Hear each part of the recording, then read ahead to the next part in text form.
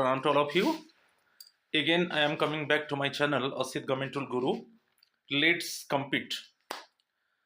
So, my friends, please subscribe my channel, share my channel, and like my channel so that you can get notification for my upcoming videos. Today, I will discuss Fantabulous MCQ 1 CCA rules 1965 related to the suspension. It is the first part of the suspension because you know that it is a huge part related to the classification, control and appeal. If you go through the video, then definitely you can get very nice information. And what type of questions are coming, in that way just I set the question paper, 25 MCQs with explanation. So you know that Central Civil Services Classification, Control and Appeal Rules 1965 Rule 10, it is related to the suspension.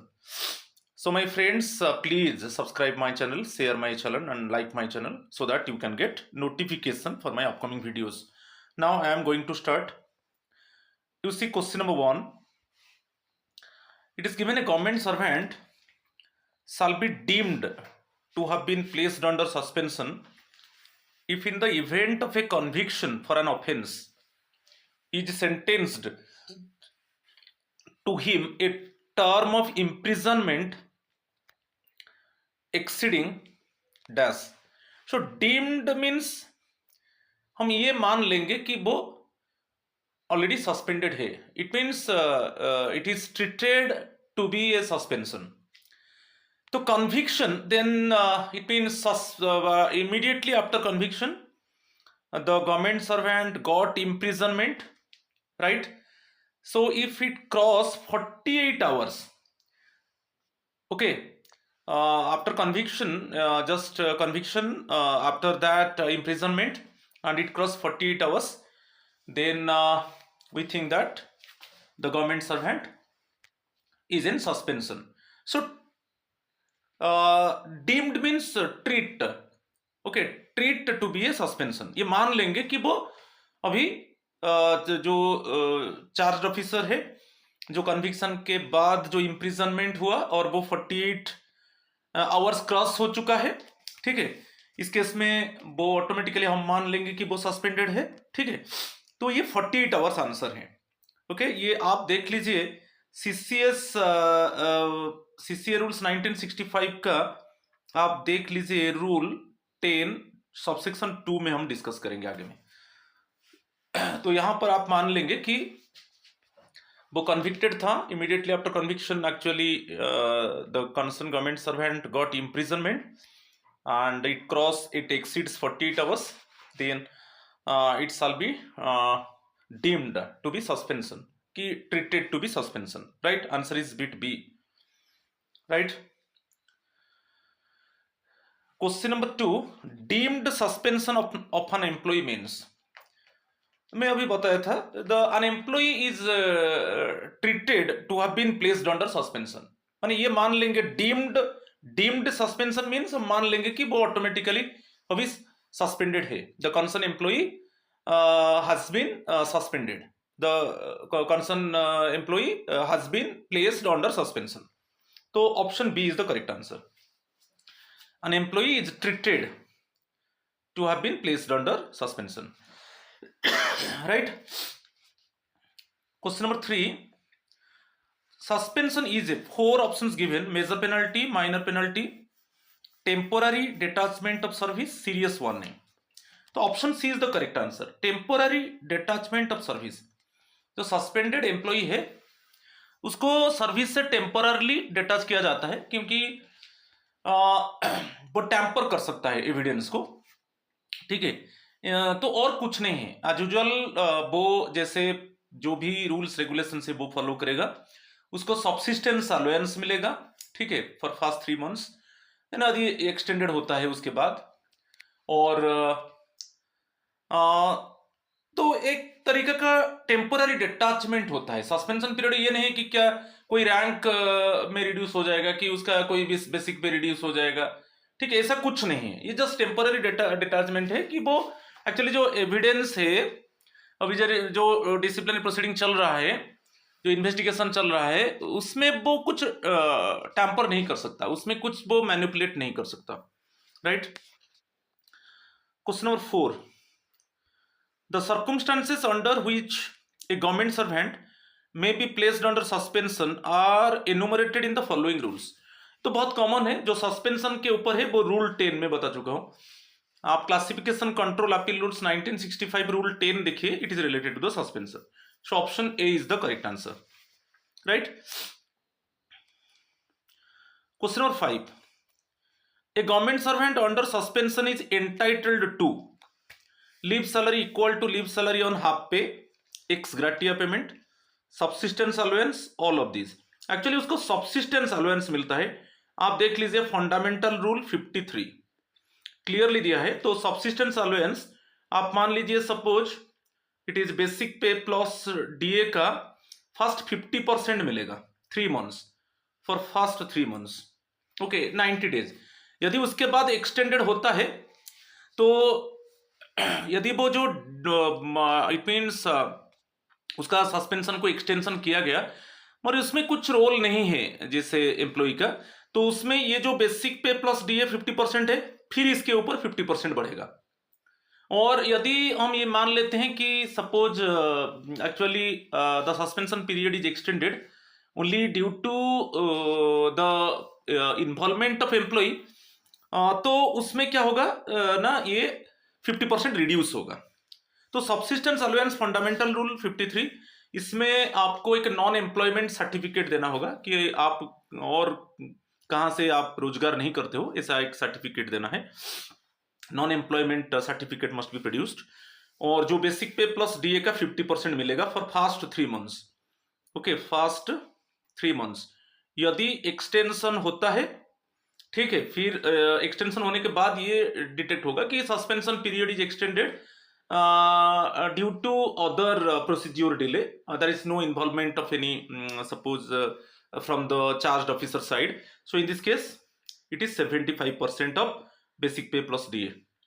यदि ये हम detect कर लेंगे कि suppose suspension period is extended because in some cases actually the it means in disciplinary proceeding suppose the charged officer is not cooperating to the inquiry officer or delayed due to the only charged officer, then in this case ये क्या हो जाएगा, basically 25% of basic पे plus DA होगा। तो fast 3 months में 50% मिलेगा basic पे प्लस डीए का, ठीक है, ठीक है। 3 मंथ्स के बाद यदि जो प्रोसीड्यूर डिले है वो चार्ज ऑफिसर के साइड से नहीं है तो 75% मिलेगा, और चार्ज ऑफिसर के वजह से सस्पेंशन पीरियड एक्सटेंड हुआ तो बेसिक पे प्लस डीए का 25% मिलेगा, ऐसा है। तो सब्सिस्टेंस अलाउंस आंसर है, right. Question number 6, whether recovery of overpayments can be made from the subsistence allowance। जो ओवर पेमेंट है it is mainly description of the competent authority, ये आंसर है, S at the description of the competent authority. वो competent authority के ऊपर depend करता है। Suppose competent authority चाहेंगे तो आपका जो ओवर पेमेंट है वो आप नहीं दे सकते, सपोज वो डिले कर सकते हैं, ठीक है। मगर वो ये जो रूल है, यदि आपका जो बेसिकली ओवर पेमेंट होगा वो 1/3 ऑफ सब्सिस्टेंस अलाउंस, ओके, इससे ज्यादा नहीं होगा, ओके, इससे ज्यादा नहीं होगा। मगर ये सब्सिस्टेंस अलाउंस में 2 चीज इंक्लूड नहीं होगा। आप एक्सक्लूड कर दीजिए डियरनेस अलाउंस एंड एचआरए, ये दोनों इसमें नहीं होगा। जो 1/3 मैक्सिमम 1/3 ऑफ सब्सिस्टेंस अलाउंस जो रिकवरी किया जाएगा, इसमें डियरनेस अलाउंस और एचआरए इंक्लूड नहीं होगा। तो इट मीन्स ये हम मान लेंगे कि ओनली बेसिक पे, जो जितना बेसिक पे है बेसिकली जो 3 मंथ्स के अंदर फास्ट 3 मंथ्स में 50% नहीं कि 50% ऑफ बेसिक पे, तो उसका 1/3 मैक्सिमम ओवर पेमेंट के लिए रिकवरी हो सकता है। मगर ये डिस्क्रिप्शन है कॉम्पिटेंट अथॉरिटी चाहेगा तो वो ओवर पेमेंट को रिकवरी नहीं कर सकता। It is mainly depend upon the competent authority, right. और यदि क्वेश्चन आता है, बहुत इंपॉर्टेंट है, जो recovery, suppose competent authority has decided to recover the overpayment, then maximum is how much, 1/3 of subsistence allowance. मगर subsistence allowance में DA and HRA ये इंक्लूड नहीं होगा, एक्सक्लूड होगा. इट मीन्स ओनली बेसिक पे के ऊपर, राइट. ठीक है. Question number 7.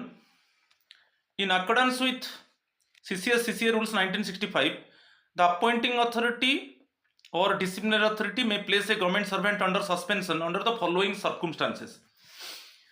Where a disciplinary proceeding against him is contemplated or pending. Suppose जैसे डिसिप्लिनरी प्रोसीडिंग अभी होने जा रहा है, कंटेम्पलेटेड मीन्स ऑलरेडी ये अनुध्यान में है कि होगा, अभी डिसिप्लिनरी प्रोसीडिंग इनिशिएट होगा, इसीलिए चार्ज ऑफिसर को temporary period of time it means detach from the service. और पेंडिंग, यदि डिसिप्लिनरी प्रोसीडिंग पेंडिंग है, ठीक है, तो इसमें बेसिकली सस्पेंशन होगा, राइट. जो चार्ज ऑफिसर है उसको सस्पेंड कर दिया जाएगा. ठीक है. तो कंटेम्पलेटेड मीन्स अभी जैसे प्राइमा फेसी एविडेंस है और अभी डिसिप्लिनरी प्रोसीडिंग इनिशिएट होगा. ओके, इसलिए बेसिकली कंसर्न चार्ज ऑफिसर को डिटैच कर दिया जाएगा सर्विस से. और पेंडिंग है, और इस केस में यदि डिसिप्लिनरी प्रोसीडिंग चल रहा है, पेंडिंग है, तो उस केस में चार्ज ऑफिसर को सस्पेंड कर दिया जाएगा. Second one, where he has engaged himself in activities prejudicial to the interest of the security of the state, इस केस में सस्पेंड कर दिया जाएगा. Suppose concern government employee is involve in some activities and due to this activity it is threatening or it is intimidation for the security of the state. कोई खतरा है, state का security के लिए खतरा है, तो ये जब मामला आ गया तब इस केस में जो कंसर्न एम्प्लॉय है उसको सस्पेंड कर दिया जाएगा. और क्या है, यदि ये भी करेक्ट है, right. Where A case against him in respect of any criminal offence is under investigation. Suppose कोई जो गवर्नमेंट एम्प्लॉय है, ऐसा कुछ वो क्रिमिनल ऑफेंस में इन्वॉल्व है और इन्वेस्टिगेशन चल रहा है, ओके, इस केस में भी उसको सस्पेंड कर दिया जाएगा. तो आप देख लीजिए, ये रूल 10(1) देख लीजिए, सबसेक्शन सस्पेंशन रिलेटेड है, रूल 10 है, तो आप रूल 10 सबसेक्शन 1 देख लीजिए. ये 3 केसेस में जो अपॉइंटिंग अथॉरिटी है और डिसिप्लिनरी अथॉरिटी है वो कंसर्न गवर्नमेंट एम्प्लॉय को सस्पेंड कर देते हैं. ये तीनों केस बहुत इंपॉर्टेंट है, आगे मैं पूरा डिस्कस करूंगा. तो यहां पर आंसर डी है, ऑल ऑफ दीज, राइट. ये तीनों स्टेटमेंट्स को आपको याद रखना है. एक है द केस इज कंटेम्पलेटेड, अभी डिसिप्लिन प्रोसीडिंग होगा क्योंकि कुछ एविडेंस है कंसर्न एम्प्लॉय के अगेंस्ट में, अभी disciplinary proceeding would be initiated or disciplinary proceeding is pending. और in some cases the concern employee is involve in the activities which is prejudicial to the interest of the security of the state. It is involved in activities and it is threatening and intimidating to the security of the state. And another one, suppose it means involved in any criminal offense and it is under investigation. ये तीनों case में appointing authority और disciplinary authority जो concern employee को suspend कर देते हैं. It means temporarily detach from the service. Answer D.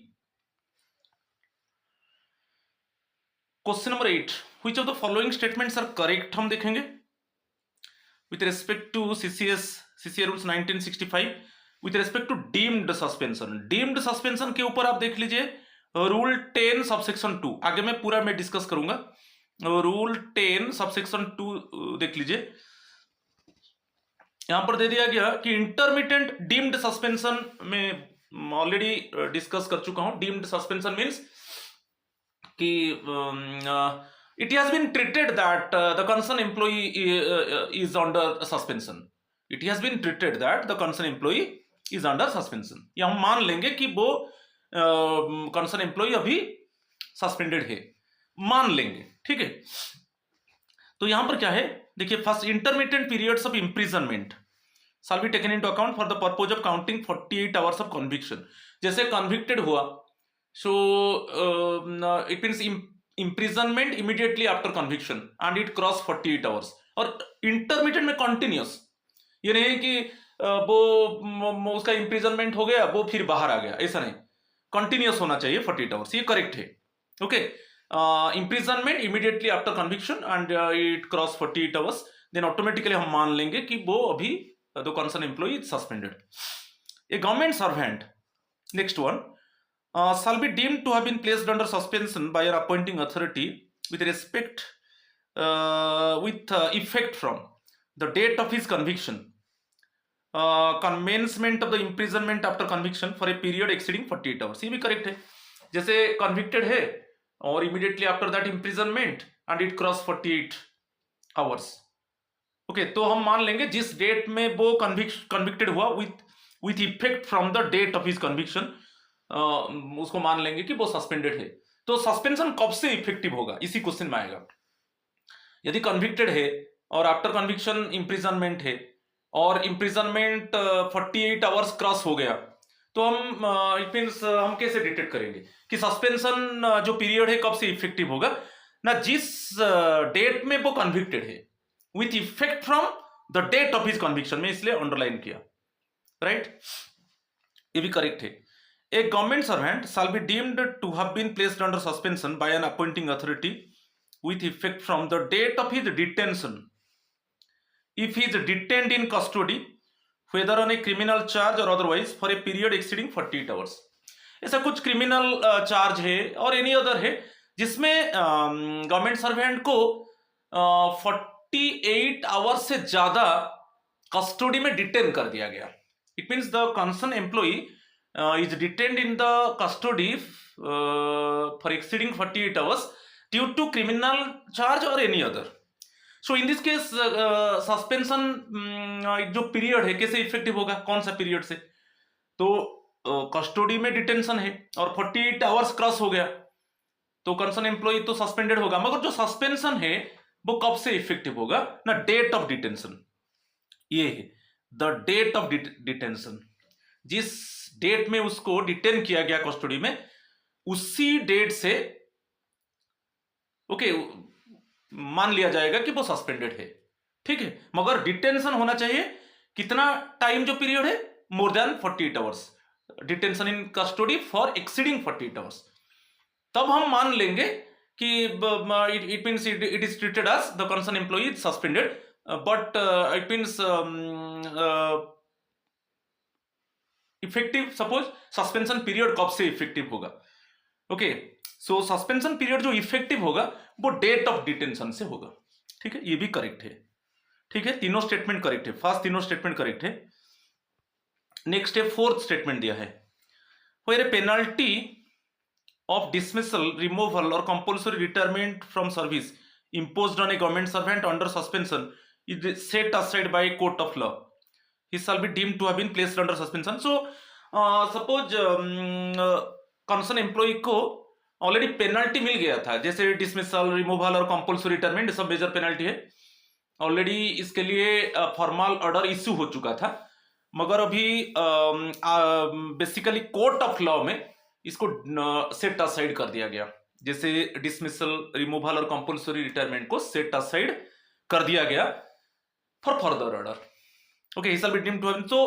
तो यहां पर अभी हम मान लेंगे कि वो फर्दर ऑर्डर के लिए सेट असाइड कर दिया गया, क्योंकि उसको ऑलरेडी फॉर्मल ऑर्डर इश्यू कर दिया गया था, जैसे डिसमिसल, रिमूवल और कंपल्सरी रिटायरमेंट, मगर वो कोर्ट को चला गया चार्ज ऑफिसर, और कोर्ट ने ये जो पेनल्टी था उसको सेट असाइड कर दिया, उसको हटा दिया फर्दर ऑर्डर के लिए, तो अभी वो तो सस्पेंशन होगा। वो सस्पेंशन कब से इफेक्टिव होगा ना, जिस डेट में उसको ओरिजिनल ऑर्डर मिला था, डिसमिसल, रिमूवल और कंपल्सरी रिटायरमेंट में ओरिजिनल ऑर्डर मिला था, उसी डेट से उसको सस्पेंशन हम मान लेंगे। ओरिजिनल ऑर्डर मिला था ना कि आपको डिसमिस कर दिया गया, कि रिमूव कर दिया गया, कि कंपल्सरी रिटायर कर दिया गया, नहीं कि अभी वो कोर्ट ऑफ लॉ को चला गया, कोर्ट ऑफ लॉ ने इसको हटा दिया, बोला नहीं अभी फर्दर ऑर्डर तक इसको हटा दिया जाए, तो तभी भी हम मान लेंगे कि वो कंसर्न एम्प्लॉई सस्पेंशन में रहेगा। मगर उस कैसे इफेक्टिव होगा, कब से सस्पेंशन पीरियड इफेक्टिव होगा ना, जब उसको ओरिजिनल ऑर्डर इश्यू हुआ था, original order related to the dismissal, removal और compulsory retirement, original order issue हुआ था, वहां से हम मान लेंगे कि वो सस्पेंशन पीरियड फिर इफेक्टिव हुआ, ठीक है। तो ये चारों स्टेटमेंट करेक्ट है, अच्छे से देख लो, चारों स्टेटमेंट करेक्ट है। तो answer all of this. In the event, question number 9, in the event of an employee has been detained in custody by police for a period exceeding 48 hours.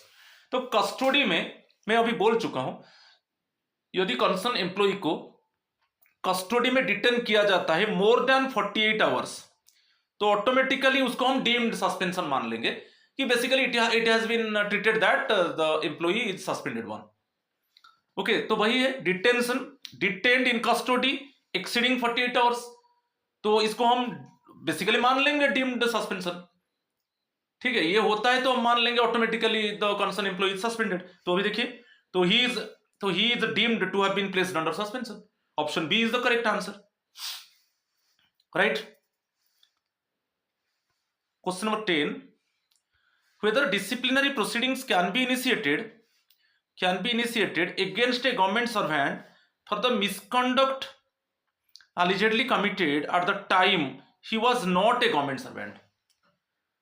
Okay, जब वो government servant नहीं था तब वो कुछ offence किया था, कुछ मिसकंडक्ट किया था, कोई ऐसा क्रिमिनल ऑफेंस में वो इन्वॉल्व था, अभी उसको जॉब मिल गया, मगर जॉब मिलने के बाद अभी वो इशू रेज हो रहा है, वो रिलेटेड टू द मिसकंडक्ट जो allegedly he committed before it means getting the government job. तो क्या उसके ऊपर डिसिप्लिनरी प्रोसीडिंग होगा? तो ये बहुत इंपॉर्टेंट है, होगा, can be initiated. Option A is the correct answer. आप इसको समझ लो, बहुत इंपॉर्टेंट है। यदि कोई government employee basically before getting job, suppose he involve in any type of criminal offence or any other type of misconduct activities, मगर now he is in job and that misconduct type of thing is raised, ठीक है, तो वो जैसे कोई criminal offence में involve था, अभी ऐसा कुछ लेटर आ रहा है कि वो जॉब से पहले इसी डेट में वो कुछ क्रिमिनल ऑफेंस में इन्वॉल्व था, अभी ऐसा कुछ लेटर मिला डिपार्टमेंट को, तो डिसिप्लिनरी प्रोसीडिंग इनिशिएट तो होगा, डेफिनेटली होगा। ठीक है, तो ये मत मान लो कि वो जॉब पीरियड में एक्चुअली बेसिकली वो क्रिमिनल ऑफेंस की एनी अदर मिसकंडक्ट में इन्वॉल्व नहीं था, तो कैसे, ऐसा नहीं है, जॉब के पहले कोई मिसकंडक्ट किया था, तो अभी जब वो जॉब में है और वो इशू रेज हो रहा है कि ऐसा कुछ लेटर मिल रहा है, तब डिसिप्लिनरी प्रोसीडिंग इनिशिएट होगा। तो option A is the correct answer, right, can be initiated. Question number 11, a government servant under suspension has to produce following certificates for denial of subsistence allowance during the period of suspension। मैं बोला था suspension period में subsistence allowance मिलेगा, मगर एक government servant को एक certificate produce होगा जो non employment certificate. Option B is the correct answer. एक नॉन एम्प्लॉयमेंट सर्टिफिकेट देना होगा कि वो सर्टिफिकेट में मेंशन करेगा कि मैं ये जो सस्पेंशन पीरियड में मैं और कहां पर कोई काम नहीं कर रहा हूं और कोई भी पैसा में रोजगार नहीं कर रहा हूं, just he admit that suppose during this time it means I am not doing work okay in any other department and earning money, तो ऐसे एक नॉन एम्प्लॉयमेंट सर्टिफिकेट को देगा।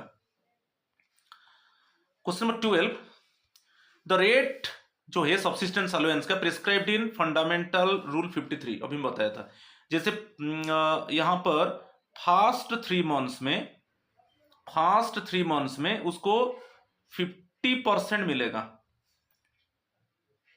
ओके, जो बेसिक पे का 50% है उसके ऊपर DA 50% basic pay, okay, plus DA on it plus HRA on it, as usual जैसे plus HRA on it. 3 months के बाद यदि जो सस्पेंशन पीरियड अभी एक्सटेंड किया गया, suspension period is extended but it is not happened due to the charge officer, तब वो 75% हो जाएगा। इट मीन्स बियॉन्ड 3 मंथ्स 75% किसका होगा, 75% ऑफ बेसिक पे होगा, उसके हिसाब से डीए जो मिलता है बेसिक पे के ऊपर मिलता है, एचआरए भी बेसिक पे के ऊपर मिलता है, तो 75% ऑफ बेसिक पे होगा। और यदि वो suppose it is detected that कि due to the charge officer actually suspension period is extended because he is not cooperating with the inquiry, okay, so it means he has not admitted his mistake like this. So due to this, actually, suppose somehow suspension period is extended, suppose due to the charged officer suspension period is extended, तो क्या हो जाएगा ना, 25% of basic पे हो जाएगा beyond 3 months. First 3 months, beyond 3 months, okay, but the suspension period is extended, but there is no involvement of any, suppose वो जो चार्ज ऑफिसर है उसके वजह से नहीं, मगर चार्ज ऑफिसर के वजह से सपोज सस्पेंशन पीरियड एक्सटेंड हो रहा है, तो अब बेसिक पे कितना हो जाएगा, 25% ऑफ बेसिक पे वो फिक्स होगा. ठीक है, तो इस फंडामेंटल रूल 53 में है, राइट.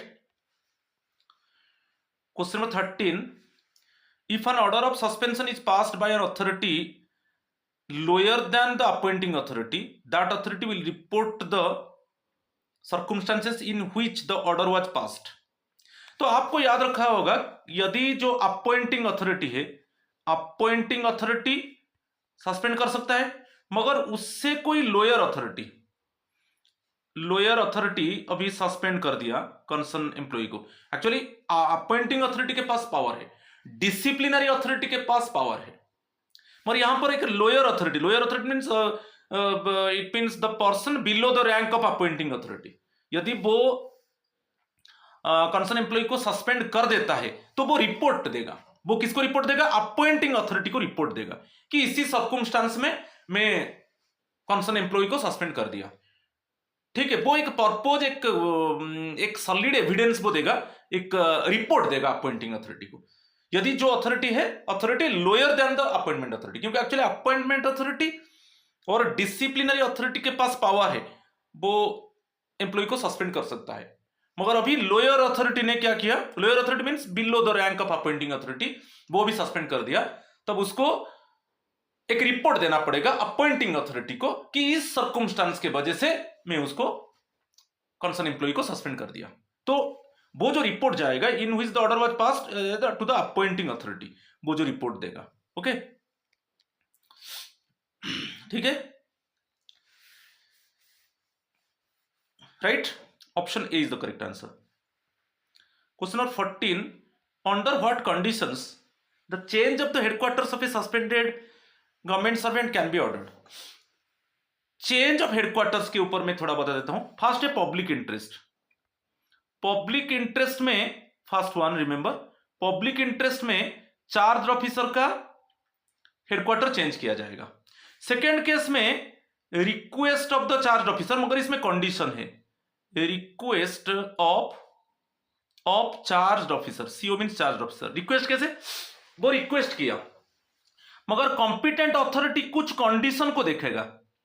कॉम्पिटेंट अथॉरिटी क्या क्या देखेगा कि अभी वो रिक्वेस्ट कर रहा है चार्ज ऑफिसर कि मेरा हेडक्वार्टर चेंज कर दिया जाए. इसके में कॉम्पिटेंट अथॉरिटी देखेगा कि हेडक्वार्टर चेंज होने से जो ट्रैवलिंग अलाउंस के ऊपर एक्सपेंस जो है वो गवर्नमेंट के ऊपर इंपोज नहीं होगा.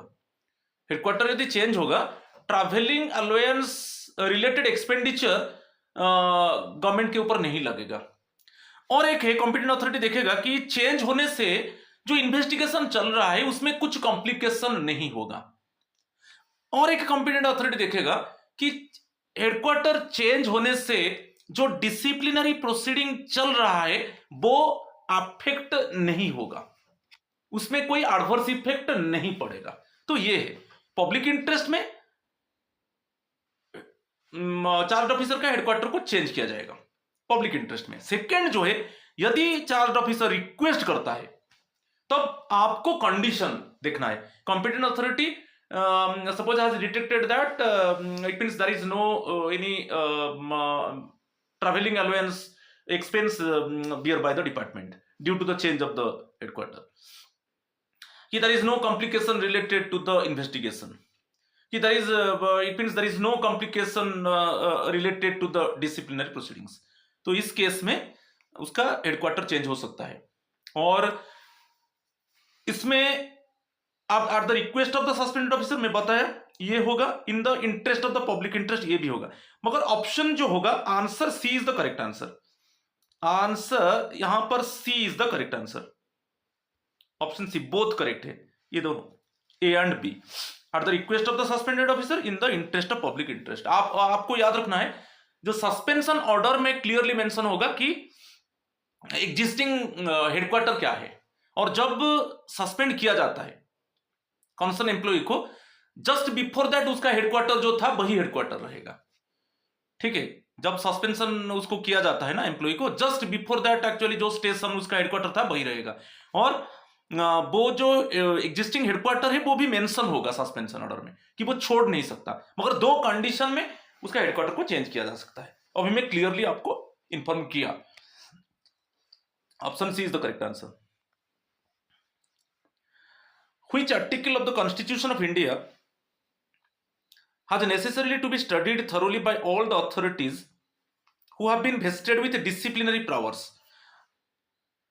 जिनके पास डिसिप्लिनरी पावर्स है, जो डिसिप्लिनरी अथॉरिटी है, वो कॉन्स्टिट्यूशन का एक आर्टिकल को उनको देखना है, क्योंकि वो बेसिकली अल्टीमेटली जब उनको इंक्वायरी रिपोर्ट मिलेगा तब वो पेनल्टी इंपोज करेंगे कंसर्न चार्ज ऑफिसर के ऊपर। तो उनको थॉरोली वो आर्टिकल को देखना है। आर्टिकल इज 311, आप याद रखना है, बहुत इंपॉर्टेंट है, क्वेश्चन बार बार आता है। तो सभी डिसिप्लिनरी अथॉरिटी जिनके पास डिसिप्लिनरी पावर है वो आर्टिकल 311 को पढ़ना चाहिए। ठीक है, तो option C is the correct answer. Question number 16, which of the following statements are correct. यहां पर अगेन करेक्ट स्टेटमेंट्स को देखेंगे। The period of suspension will be treated as a duty in the following cases. The period of suspension will be treated as duty. Underline कर दिया, देखेंगे। When a government servant under suspension dies, ठीक है, ये correct है। जब आप याद रखना है डिसिप्लिनरी प्रोसीडिंग चल रहा है मगर चार्ज ऑफिसर का डेथ हो जाएगा, तो जो डिसिप्लिनरी प्रोसीडिंग चल रहा है वो बंद हो जाएगा, उसको टर्मिनेट कर दिया जाएगा। तो इस केस में जो पीरियड ऑफ सस्पेंशन है उसको ड्यूटी मान लिया जाएगा। डेथ केस में डिसिप्लिनरी प्रोसीडिंग को बंद कर दिया जाएगा और जो सस्पेंशन पीरियड है उसको ड्यूटी माना जाएगा। करेक्ट है। Suspension considered Holi unjustified. Suppose जो सस्पेंशन है वो होली अनजस्टिफाइड है, चाहे वो कोर्ट ऑफ लॉ उसको डिक्लेयर किया कि जिसके वजह से सपोज ऑफिसर को, कंसर्न ऑफिसर को सस्पेंड किया गया वो होली अनजस्टिफाइड है, तो जो पीरियड ऑफ सस्पेंशन था उसको ड्यूटी माना जाएगा। फुली एक्सोनरेटेड, जो एक्चुअली चार्ज लगा था जिसके वजह से जो कंसर्न ऑफिसर गिल्टी था उससे वो एक्सोनरेट हो गया, इसमें कोई एविडेंस नहीं मिला। ठीक है, उसमें कोई एविडेंस नहीं मिला, तो इस केस में जो भी सस्पेंशन पीरियड था वो ड्यूटी माना जाएगा। If the employee has been awarded a minor penalty, आपको याद रखना है यदि माइनर पेनल्टी लगता है, जब माइनर पेनल्टी लगता है तब क्या होगा ना, जो सस्पेंशन पीरियड था उसको ड्यूटी माना जाएगा। तो ये सभी है, ऑल करेक्ट है। डेथ हो जाता है, डिसिप्लिनरी प्रोसीडिंग बंद हो जाएगा, सस्पेंशन पीरियड को ड्यूटी माना जाएगा। सपोज ये कोर्ट ऑफ लॉ ये माना कि जो चार्ज लगा था वो अनजस्टिफाइड है, इस केस में सस्पेंशन पीरियड को ड्यूटी माना जाएगा। Employee is fully exonerated okay from the actually charge, वो जो चार्ज लगा था वो फॉल्स हो गया, उसमें जो पीरियड ऑफ सस्पेंशन था उसको ड्यूटी माना जाएगा। और यदि माइनर पेनल्टी लगता है चार्ज ऑफिसर के ऊपर तब वो जो पीरियड ऑफ सस्पेंशन था उसको ड्यूटी माना जाएगा। तो option D is the correct answer. ये बहुत इंपॉर्टेंट है, ये चारों स्टेटमेंट को आपको याद रखना है। 17, a review of all types of suspensions except deemed suspension has to be made within। देखिए जब सस्पेंशन होता है विदिन 90 डेज रिव्यू होगा, विदिन 90 डेज एक रिव्यू कमिटी कॉन्स्टिट्यूट होगा और वो उसको रिव्यू करेंगे कि वो एक्सटेंशन होगा ना, यहां पर वो एक्सटेंशन नहीं होगा, तो विदिन 90 डेज रिव्यू किया जाएगा। मगर डीम्ड सस्पेंशन केस में क्या है, सपोज वो इंप्रिजनमेंट है कि सपोज वो डिटेंशन है, इस केस में वो रिलीज उसका नहीं हुआ है, आगे में हम डिस्कस करेंगे डीम्ड सस्पेंशन को छोड़कर, तो इसके ऊपर हम आगे में डिस्कस करेंगे। मगर जो रिव्यू होता है विदिन 90 डेज रिव्यू होगा, क्या सस्पेंशन पीरियड को एक्सटेंड किया जाएगा, तो ये बहुत इंपॉर्टेंट है। Option A is the correct answer.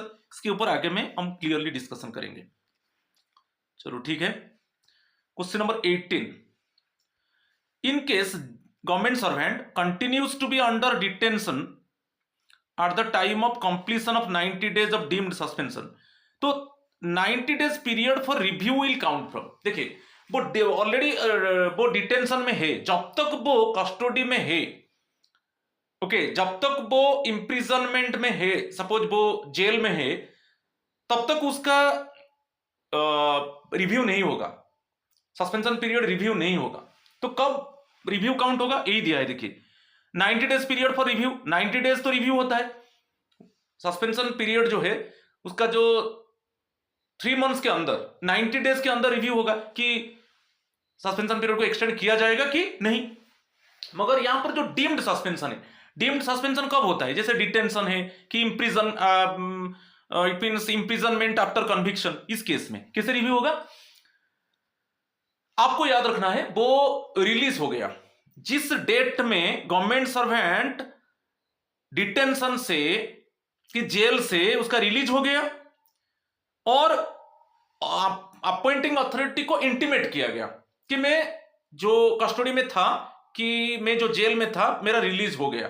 तो whichever is later, a option B को पढ़ लीजिए, the date of government servant detained in custody is release from detention, जिस डेट में वो कस्टडी से उसका रिलीज होगा, डिटेंशन से रिलीज होगा, और the date of the fact of his release from detention is intimated, जो जिस डेट में वो रिलीज हुआ वो अपॉइंटिंग अथॉरिटी को इंटीमेट किया। तो whichever is later not earlier, ये बहुत इंपॉर्टेंट है, लेटर है, ओके, जो बाद में होगा। तो दो चीज, तो इस केस में 90 डेज पीरियड जो रिव्यू ऐसे होता है, तो आपको याद रखना है, ओके, आइदर और, फर्स्ट वन आइदर और लेटर, आपको याद रखना है आइदर और लेटर। तो फर्स्ट वन जिस डेट में वो डिटेंशन से रिलीज हुआ, और सेकेंड वन जिस डेट में वो इंटीमेट किया अपॉइंटिंग अथॉरिटी को कि मैं, मेरा कस्टडी से मेरा रिलीज हो गया, मेरा डिटेंशन से मैं रिलीज हो गया, कि मैं जो जेल में था मेरा रिलीज हो गया।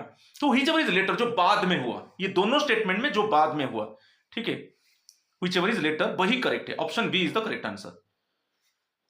तो इसी से, इसी वही डेट से 90 डेज पीरियड बेसिकली काउंट होगा। जो फर्स्ट 90 डेज आप जानते हो, जब कंसर्न एम्प्लॉय को सस्पेंड कर दिया जाता है कि 90 डेज के अंदर रिव्यू होता है, ठीक है, ठीक है, option B is the correct answer. Question number 19, the review is not necessary for suspension in case of continuous detention of government servant above, यदि कंटिन्यूअस वो डिटेन है कस्टडी में, तो वो 90 डेज से ज्यादा हो गया, क्या रिव्यू होगा, क्योंकि ना वो कस्टडी में है। The review is not necessary for suspension in case of continuous detention of government servant above 90 days, okay. तो मैं अभी बताया उसके ऊपर, तो एक है जब वो डिटेंशन से रिलीज होगा, जब ये ये डेट है, डिटेंशन वो रिलीज होगा, ठीक है, और क्या होगा, इंटीमेशन टू, किसको इंटीमेशन किया जाएगा, अपॉइंटिंग अथॉरिटी को, इंटीमेशन टू अपॉइंटिंग अथॉरिटी, इसमें जो लेटर है जो बाद में होगा, उसी डेट से 90 डेज के अंदर फिर रिव्यू होगा कि सस्पेंशन जो पीरियड है वो एक्सटेंड होगा कि नहीं, ठीक है। तो option D is the correct answer. 20, extension of suspension at a time shall not be for a period exceeding, यदि एक्सटेंशन होगा, एक टाइम में कितना दिन एक्सटेंशन होगा, 180 डेज होगा, 180 डेज होगा, ओके। यदि रिव्यू कमिटी ने डिसाइड किया कि सस्पेंशन पीरियड को एक्सटेंड किया जाएगा, एट वन टाइम मैक्सिमम कितना पीरियड तक इट मींस सस्पेंशन पीरियड को एक्सटेंशन किया जाएगा, एट वन टाइम या आपको याद रखना है, एट वन टाइम यदि सस्पेंशन पीरियड को एक्सटेंड किया जाएगा तो कितना किया जाएगा, 180 days, option C is the correct answer. Question number 21, when should the official arrested in connection with the registration of a police case alleging dowry death be placed under suspension? तो यहां पर क्या है, डाउरी डेथ केस में कोई ऐसा हम नहीं लेंगे कि डिटेंशन है कि इंप्रिजनमेंट है, ये नहीं देखेंगे, detention in the custody exceeding 48 hours, imprisonment exceeding 48 hours यहां पर नहीं देखेंगे। वंस डाउरी डेथ केस में वो इन्वॉल्व है तो इमीडिएटली उसको सस्पेंशन कर दिया जाएगा। तो यहां पर जो ऑप्शन है option A is the correct answer. The official should be placed under, immediately उसको सस्पेंड कर दिया जाएगा यदि प्रूव हुआ कि वो डाउरी डेथ में इन्वॉल्व है। यहां पर हम नहीं देखेंगे कि डिटेंशन एक्सीडिंग 48 आवर्स, कि imprisonment exceeding 48 hours, so it is to be treated as the it means officer is suspended. हम ये नहीं करेंगे। यहां पर डाउरी डेथ में इन्वॉल्व हुआ मींस उसको सस्पेंड कर दिया जाएगा irrespective of the period of his detention. Option A is the correct answer. Question number 22. Under which among the following circumstances review of suspension not become necessary on completing 90 days of suspension? हम जानते हैं कि जब जिस date में suspension period जिस date से effective होता है तो उसका 90 डेज के अंदर रिव्यू होगा कि सस्पेंशन पीरियड को एक्सटेंशन किया जाएगा कि नहीं। मगर यहां पर 90 डेज क्रॉस हो गया मगर रिव्यू नहीं हुआ। Suspension not become necessary, review of, ये देख लीजिए, review of suspension not become necessary on completing 90 days of suspension. क्यों है? अंडर डिटेंशन, यदि वो कस्टडी में डिटेन है तो कोई जरूरत नहीं है। 90 डेज क्रॉस हो गया मगर रिव्यू नहीं हुआ, क्योंकि जब तक डिटेंशन में रिव्यू नहीं होगा। ठीक है। Question number 23. Which of the below statements is or are incorrect? हम देखेंगे 3 स्टेटमेंट्स दें, हम इनकरेक्ट स्टेटमेंट को देखेंगे। Suspension can normally take effect only from the date on which it is made और सब्सिक्वेंटली एंड रेट्रोस्पेक्टिवली। नहीं, retrospectively नहीं होगा। ओके, कोई पुराना डेट से it means suspension period effective नहीं होगा, चाहे अभी प्रेजेंट डेट में होगा कि सब्सिक्वेंट फ्यूचर में होगा, मगर रेट्रोस्पेक्टिवली नहीं होगा। ये सेंटेंस गलत है।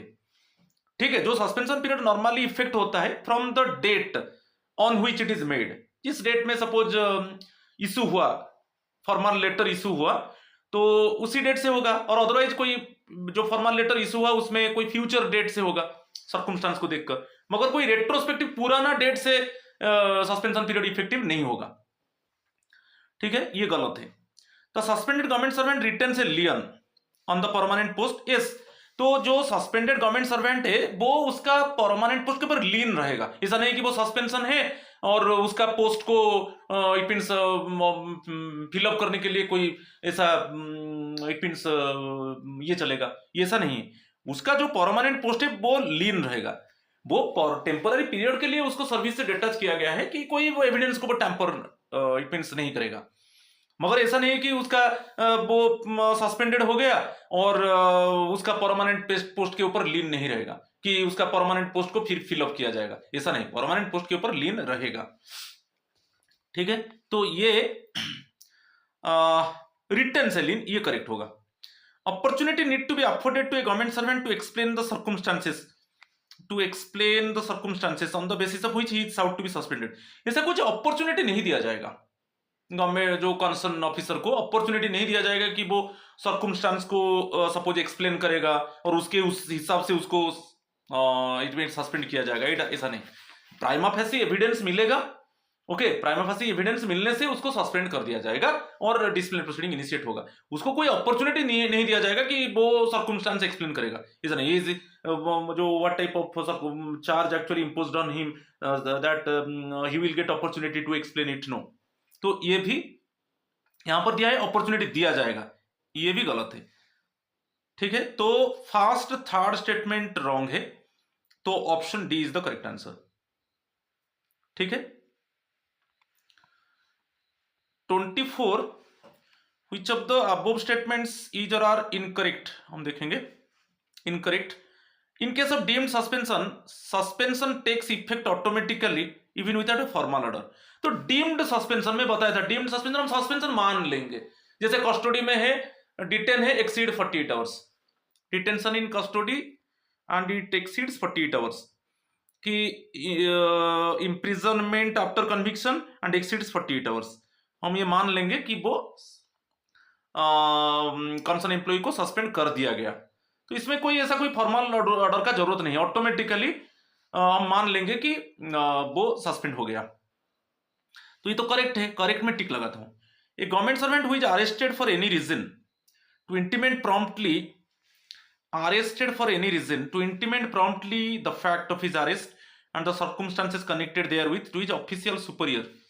तो ये याद रखना है, यदि कोई गवर्नमेंट सर्वेंट को अरेस्ट किया जाता है, चाहे जो भी सर्कमस्टांस है, ओके, वो इमीडिएटली उसका सुपरियर ऑफिसर को इन्फॉर्म करेगा कि किस वजह से उसको अरेस्ट किया गया।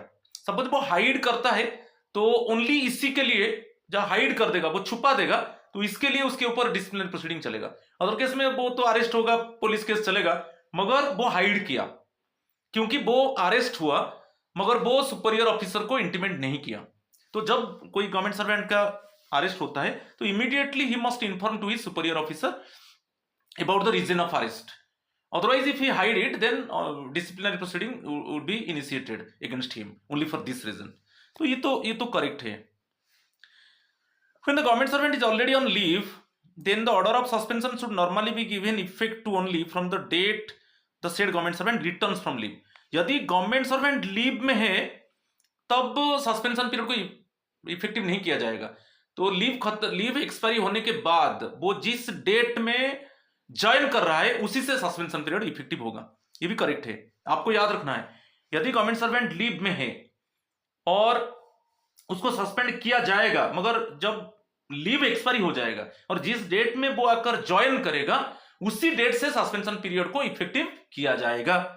तो ये तीनों स्टेटमेंट करेक्ट है। तो यहां पर इनकरेक्ट पूछा है तो ऑप्शन डी इज नॉन। इस तरह question pattern you see what type of questions coming now it is. Question number 25, when an official who is under suspension disappears, वो अभी डिसिप्लिनरी प्रोसीडिंग चल रहा है, वो डिसअपीयर हो गया and cannot be contacted at his last known address। अभी उसके ऊपर डिसिप्लिनरी प्रोसीडिंग चल रहा है और वो सस्पेंडेड है और वो डिसअपीयर हो गया, और उसका जो एड्रेस है official it mean service book में उसका जो एड्रेस है उसमें उसका कोई कांटेक्ट नहीं है। तो फिर क्या किया जाएगा? 4 options. The suspension order should be lifted and proceedings initiated for his removal in absentia। The suspension order should be lifted and proceedings initiated for his dismissal in absentia। The suspension order should be lifted and proceedings initiated for his compulsory retirement in absentia। The suspension order should continue। तो आपको याद रखना है, यदि वो भाग जाता है, डिसअपीयर हो जाता है, अब्सकॉन्ड हो जाता है और उसका जो नोन एड्रेस है उसमें कोई कांटेक्ट नहीं है, इस केस में उसका सस्पेंशन ऑर्डर को लिफ्ट कर दिया जाएगा एंड जो प्रोसीडिंग चलेगा उसको रिमूवल के लिए प्रोसीडिंग चलेगा। Option A is the correct answer, not dismissal. जो प्रोसीडिंग चलेगा नॉट डिसमिसल की नॉट कंपल्सरी रिटायरमेंट, उसका सस्पेंशन ऑर्डर को शुड बी लिफ्टेड और जो प्रोसीडिंग चलेगा जैसे उसको रिमूव कर दिया जाएगा जॉब से। ठीक है, तो proceedings initiated for his removal in absentia, बहुत इंपॉर्टेंट है। Option A is the correct answer. अभी पूरा हम डिस्कस करेंगे मगर ये फास्ट पार्ट है, आगे में बहुत, क्योंकि वास्ट पार्ट है, सस्पेंशन बहुत इंपॉर्टेंट है। और ये जो मैं डिस्कस कर रहा हूं ये क्वेश्चन आप देख लो, श्योर क्वेश्चन आएगा, you can get this question in subsequent examination. अरे बहुत वास्ट पार्ट है, ये मेरा फास्ट, ठीक है, एमसीक्यू है, तो इसे नाम दिया मैंने very marvellous, very outstanding MCQ, so fantabulous MCQ में दे दिया। तो रूल 10 सस्पेंशन के ऊपर हम डिस्कस करेंगे, आगे में जो भी सेकेंड पार्ट आएगा वही सस्पेंशन के ऊपर रहेगा क्योंकि बहुत वास्ट पार्ट है। चलो rule 10 suspension, CCA rules 1965। Rule 10 आप जानते हो, तो रूल 10 का सबसेक्शन 1 देखेंगे, कॉम्पिटेंट अथॉरिटी के ऊपर है। तो यहां पर हम देखेंगे कि कॉम्पिटेंट अथॉरिटी कौन है जो कंसर्न एम्प्लॉय को सस्पेंड करेगा। Who is the competent authority to suspend the concern government employee? तो यहां पर क्या है, अपॉइंटिंग अथॉरिटी। ये रूल 2A को याद रखना है। अपॉइंटिंग अथॉरिटी को आप देखेंगे सीसीए रूल्स 1965 रूल 2 सबसेक्शन ए में डिस्कस किया गया, इसके ऊपर क्वेश्चन आता है। तो first one, appointing authority suspend कर सकता है। The authority to which the appointing authority subordinate, ये बहुत इंपॉर्टेंट है। जो अथॉरिटी है वो अपॉइंटिंग अथॉरिटी से हायर रैंक है, ठीक है, ये अपॉइंटिंग अथॉरिटी है, उसके ऊपर जो हायर रैंक ऑफिसर है, ये जो हायर रैंक ऑफिसर है ये भी सस्पेंड कर सकता है क्योंकि उसका जो हायर रैंक ऑफिसर, क्योंकि उसका रैंक अपॉइंटिंग अथॉरिटी से बड़ा है। Any officer is higher rank than the appointing authority, any authority okay who is in higher rank than the appointing authority. समझ में आ गया? और डिसिप्लिनरी अथॉरिटी। एक है अपॉइंटिंग अथॉरिटी और एक है authority who is in higher rank than the appointing authority. Okay, disciplinary authority. और डिसिप्लिनरी अथॉरिटी जो है ना, ये बहुत, डिसिप्लिनरी अथॉरिटी को डिस्कस किया गया है रूल 2G। ये दोनों बहुत इंपॉर्टेंट है। अपॉइंटिंग अथॉरिटी रूल 2A और disciplinary authority 2G। Or any other authority empowered in that behalf by the honourable president by general or special order. Suppose honourable president का कोई जनरल और स्पेशल ऑर्डर है कि उनका तरफ से वो कुछ अथॉरिटी को पावर दे दिए, तो वो भी कर सकते हैं। तो इसको पूरा याद रखना है। It means the authorities who have power to suspend the concern employee. ठीक है, मगर अपॉइंटिंग अथॉरिटी सीसीए रूल्स 1965 का रूल 2A में है, डिसिप्लिन अथॉरिटी 2G में है। और जो ऑफिसर अपॉइंटिंग अथॉरिटी से हायर रैंक में है वो भी सस्पेंड कर सकते हैं। The officer who is in higher rank than the appointing authority also he can suspend the employee. ठीक है, तो ये याद रखना है, ये रूल 10(1) में। और किस रीजन में वो सस्पेंड करेंगे यहां पर देख लीजिए। The above authorities place a government servant under suspension. मैं अभी इसको डिस्कस कर चुका हूं ऑलरेडी कि जब कंटेम्पलेटेड है कि अभी ये कंफर्म है कि डिसिप्लिनरी प्रोसीडिंग होगा, अभी प्राइमा फेसी एविडेंस है, जो ऑफिसर के ऊपर चार्ज लगा है, कुछ एविडेंस मिला है, डिसिप्लिनरी प्रोसीडिंग इनिशिएट होगा और पेंडिंग है, सपोज डिसिप्लिनरी प्रोसीडिंग चल रहा है, तो इस केस में गवर्नमेंट सर्वेंट को सस्पेंड कर दिया जाएगा। सेकेंड, जो डबल ए है, जैसे ये जो है ना, ये 10(1) इसको याद रखना है। डबल ए में क्या है, सपोज जो कंसर्न एम्प्लॉय है वो ऐसा एक्टिविटीज में इन्वॉल्व हो गया जो हमारा सिक्योरिटी, जो सिक्योरिटी ऑफ द स्टेट और सिक्योरिटी ऑफ द कंट्री वो थ्रेटन में आ गया, तो इस केस में इमीडिएटली कंसर्न एम्प्लॉय को सस्पेंड कर दिया जाएगा। ऐसा कुछ एविडेंस मिला कि कंसर्न गवर्नमेंट एम्प्लॉय कुछ ऐसा इलीगल एक्टिविटीज में इन्वॉल्व है जो हमारा सिक्योरिटी स्टेट गवर्नमेंट का, कि सपोज हमारा कंट्री का सिक्योरिटी के लिए खतरा है, तो उस केस में उसको सस्पेंड कर दिया जाएगा। और कोई गवर्नमेंट एम्प्लॉय क्रिमिनल ऑफेंस में इन्वॉल्व है, ऐसा कुछ एविडेंस मिला, तो अंडर इन्वेस्टिगेशन है, इन्वेस्टिगेशन चल रहा है, क्रिमिनल ऑफेंस में इन्वॉल्व है और इन्वेस्टिगेशन चल रहा है, तो इस केस में उसको सस्पेंड कर दिया जाएगा। तो ये तीनों दे दिया आप, ये बहुत इंपॉर्टेंट है। फर्स्ट वन ये 10 सबसेक्शन 1 में क्लियरली है। ठीक है, नोट में हम देखेंगे where the order of suspension is made by an authority lower than, अच्छा यहां पर मैं इसको भी डिस्कस कर चुका हूं। Suppose any authority lower than the appointing authority, appointing authority के नीचे में एक ऑफिसर है, नीचे में एक ऑफिसर है जो कंसर्न एम्प्लॉय को सस्पेंड कर दिया। यदि वो सस्पेंड कर देता है तो वो एक रिपोर्ट देगा, वो एक क्या करेगा, रिपोर्ट देगा कि किस सर्कमस्टांस में, किसको रिपोर्ट देगा, अपॉइंटिंग अथॉरिटी को रिपोर्ट देगा कि किस सर्कमस्टांस में वो कंसर्न एम्प्लॉय को सस्पेंड किया। समझ में आ रहा है कि नहीं? जो लोअर ऑफिसर है, officer lower rank than the appointing authority, suppose वो सस्पेंड कर दिया, मगर वो एक अपॉइंटिंग अथॉरिटी को रिपोर्ट देगा कि इस सर्कमस्टांस की वजह से मैं उसको सस्पेंड कर दिया, वही नोट में है। क्लियर हो गए? चलो नेक्स्ट नोट देखेंगे। Where the services of a government servant are lent by one department to another department, suppose एक है लेंडिंग डिपार्टमेंट, एक है लेंडिंग डिपार्टमेंट, इसको क्लियरली समझिए, और एक है बोरोइंग डिपार्टमेंट, बोरोइंग डिपार्टमेंट। ठीक है, अभी सपोज इस केस में क्या है ना, बोरोइंग डिपार्टमेंट वो भी सस्पेंड कर सकता है, कंसर्न एम्प्लॉय को सस्पेंड कर सकता है, कोई प्रॉब्लम नहीं है, मगर वो इसको इन्फॉर्म करेगा लेंडिंग डिपार्टमेंट को। बोरोइंग डिपार्टमेंट कर सकता है, कोई प्रॉब्लम नहीं, ये दिया है।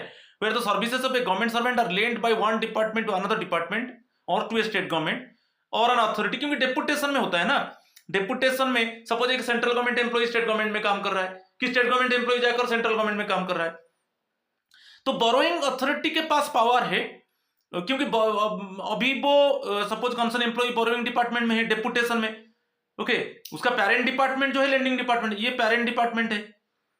ठीक है, अभी वो कहां पर काम कर रहा है, डेपुटेशन में जाकर बोरोइंग डिपार्टमेंट में काम कर रहा है, और अभी अपॉइंटिंग अथॉरिटी किसके पावर है, बोरोइंग डिपार्टमेंट के पास है।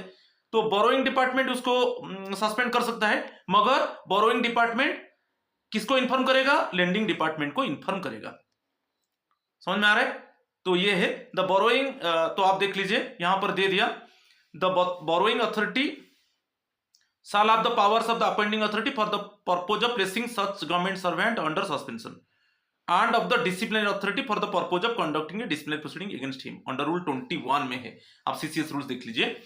तो अभी डेपुटेशन में सपोज कंसर्न एम्प्लॉय जाकर बोरोइंग डिपार्टमेंट में काम कर रहा है और उसका अभी बोरोइंग डिपार्टमेंट में काम कर रहा है, मीन्स जो बोरोइंग डिपार्टमेंट अभी अपॉइंटिंग अथॉरिटी है और डिसिप्लिनरी अथॉरिटी है। तो अपॉइंटिंग अथॉरिटी है तो वो सस्पेंड कर सकता है, और डिसिप्लिनरी अथॉरिटी है तो डिसिप्लिनरी प्रोसीडिंग इनिशिएट करेगा। तो रूल 21 में क्लियरली मेंशन है, सीसीए रूल्स 1965। तो ये नहीं है कि आप बोलेंगे कि नहीं नहीं पेरेंट डिपार्टमेंट ही एक्शन लेगा, ऐसा नहीं। वो डेपुटेशन में जाकर अभी बोरोइंग डिपार्टमेंट में काम कर रहा है, तो अभी बोरोइंग डिपार्टमेंट उसका अपॉइंटिंग अथॉरिटी है और बोरोइंग डिपार्टमेंट उसका डिसिप्लिन अथॉरिटी है। तो बोरोइंग डिपार्टमेंट अपॉइंटिंग अथॉरिटी है, मींस बोरोइंग डिपार्टमेंट ही उसको सस्पेंड कर सकता है, और डिसिप्लिनरी अथॉरिटी अभी बोरोइंग डिपार्टमेंट है तो डिसिप्लिनरी प्रोसीडिंग अभी बोरोइंग डिपार्टमेंट करेगा। मगर उस केस में क्या करेगा ना, वो इस केस में इन्फॉर्म कर देगा लेंडिंग अथॉरिटी को। जस्ट बोरोइंग डिपार्टमेंट सब करेगा, बोरोइंग डिपार्टमेंट सस्पेंड करेगा, बोरोइंग डिपार्टमेंट अभी डिसिप्लिनरी प्रोसीडिंग करेगा, मगर वो उसको इन्फॉर्म करेगा लेंडिंग अथॉरिटी को। ये बहुत इंपॉर्टेंट है और ये रूल 21 में क्लियरली मेंशन है। ठीक है, अभी डीम्ड सस्पेंशन के ऊपर देखेंगे, जो रूल 10(2) देख लिए, ये इसके ऊपर क्वेश्चन आता है। डीम्ड सस्पेंशन कब से इफेक्टिव होगा? तो फर्स्ट है डिटेंशन है, सपोज कस्टडी में डिटेंशन है, detention in the custody and exceeding 48 hours, तब जो सस्पेंशन इफेक्टिव होगा फ्रॉम, यहां पर दिया है ना effective from the date of detention, इसको राउंड बुलाते हैं, effective from the date of detention. Custody में डिटेन है और वो 48 आवर्स क्रॉस हो गया, तो जिस डेट से वो डिटेंशन है उसी डेट से एक्चुअली सस्पेंशन जो पीरियड है इफेक्टिव होगा, डेट ऑफ डिटेंशन से। और नेक्स्ट है कि वो कन्विक्शन है, कन्विक्शन के बाद इंप्रिजनमेंट है। ओके, इंप्रिजनमेंट जो है एक्सीडिंग 48 आवर्स हो गया, तो यहां पर सस्पेंशन पीरियड कब से इफेक्टिव होगा ना, फ्रॉम द कन्विक्शन डेट, जिस डेट में फ्रॉम द कन्विक्शन डेट, यहां पर अंडरलाइन कर दिया।